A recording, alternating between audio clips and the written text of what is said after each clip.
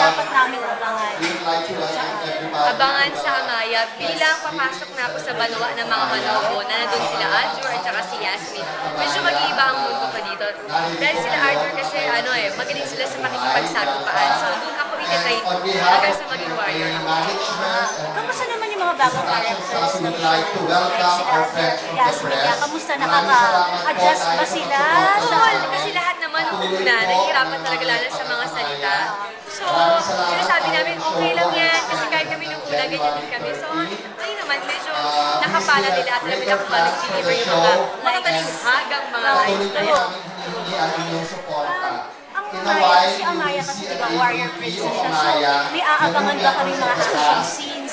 Sobra. Nung pumasok ko kasi sa banwa nila ng mga Manobo, kila Arthur, simula na nakipag-fight na ako eh. Makikita niyo kung kahapon nakipag-fight na ako.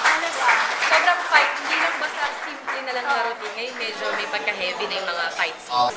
Yan, lahat kayo. Lahat ng cast ng Amaya. Bilang sobrang nakakalungkot din isipin na if ever naman natapos yung Amaya, hindi ko talaga kakayanin. So, parang feeling ko, iiyakan ko talaga itong show na to. Tsaka sobrang, nakita ko nga yung video ng Amaya, sobrang naging proud ako sa nakaka-proud. Hindi lang kasi showbiz eh, pati history, Nakaka-proud. Tsaka dahil sa Amaya, maraming nagbuong friendship eh. Sobrang dami. Na ngayon lang siguro ako nagkaroon ng ganitong kalawak ng mga cast at halos lahat na naging close ko. Thank you.